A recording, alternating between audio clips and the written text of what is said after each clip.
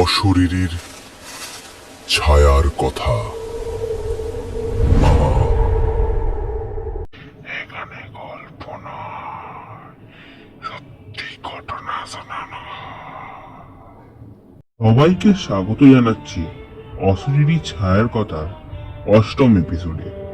আশা করি সবাই ভালো আছেন।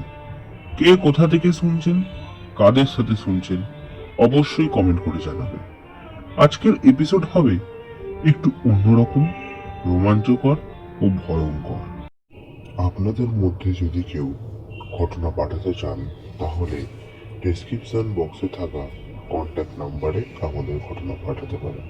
আমরা সেই ঘটনা সবার সামনে তুলে ধরব। এই ঘটনাটি ঘটেছে আমার এক বন্ধু মামাতো ছেলের সাথে। সে পুরী যাবে বলে শিয়ালদহ স্টেশনে চলে আসে। তবে তাদের ট্রেন ছিল রাত্রি 8টার সময়, তাই সে একটু তাড়াতাড়ি চলে আসে এবং স্টেশনে একটা পরিষ্কার জায়গা দেখে বসে থাকে। তবে ট্রেন দেবার কথা ছিল 9 নম্বর প্ল্যাটফর্মে। এমন সময় হঠাৎ করে মাইকে অ্যানাউন্স হয় যে কিছু কারণের জন্য ট্রেনটি 4 ঘন্টা লেট হবে শিয়ালদহ স্টেশন থেকে ছাড়তে। তো এই কথা শুনে ছেলেটি স্টেশন থেকে কিছু খাবার কেনার জন্য বাইরে যায় এবং রাতের খাবার কিনে নেয়। এরপর তারা যে জায়গায় বসেছিল সেই জায়গায় চলে আসে এবং খাবারগুলো রেখে একজনকে বস করিয়ে তারা যায় একটু ওয়াশরুমে। তখন বাজে রাত্রি 9টা। ওয়াশরুমে যায়, গিয়ে দেখে পুরো ওয়াশরুম খালি। তারা টয়লেট করে এবং যখন হাত ধুতে বাইরে বেরোয় তখন দেখে তাদের পাশের টয়লেট থেকে কে যেন বেরিয়ে হাত ধুচ্ছে। আবার যখন একটু মুখে জল ঝাপটা দেয় এবং পাশে তাকায়, কেউই নেই। সে ভাবে হয়তো সে চলে গেছে।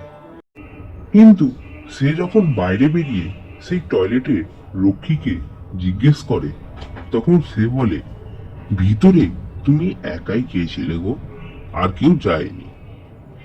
সে ভাবে হয়তো সে ভুল দেখেছে।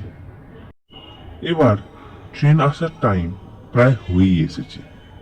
তখন আর মাত্র 1.5 ঘন্টা বাকি থাকে। তো সে এবার বসে রাতের খাবার খেয়ে নিয়ে একটু মোবাইল দেখছে। এমন সময় হঠাৎ করে প্ল্যাটফর্মের লাইটগুলি চালু বন্ধ চালু বন্ধ চালু বন্ধ হতেই থাকে। এমন সময় কে যেন তার পাশ দিয়ে চলে যায়। সে পাশে ঘুরে দেখে কেউ নেই। সে আবার নিজের ফোন দেখতে লাগে। হঠাৎ করে একটা ঘটনা ঘটে। তার কাঁধে যেন কে হাত রাখে। সে পিছন দিকে ঘুরে দেখে কেউ নেই।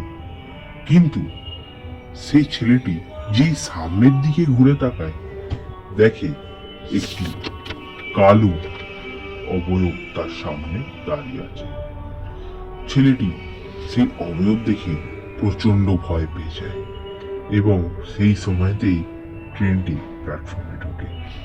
ছেলেটি দৌড়ে ট্রেনের দিকে যেতে থাকে এবং সেই অবয়বটি তার পিছু করতে থাকে। এমন সময় ছেলেটি কিছুক্ষণের মুহূর্তের জন্য সে ট্রেনে উঠে পড়ে এবং ভূতটি তাকে ধরতে পারে না।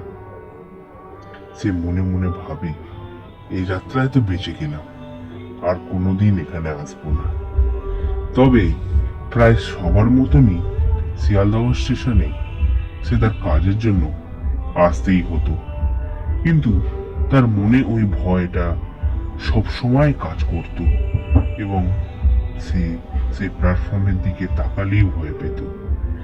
তার এই ঘটনা হয়তো সারা জীবনের জন্য মনে একটা আতঙ্কের জায়গা তৈরি করেছে।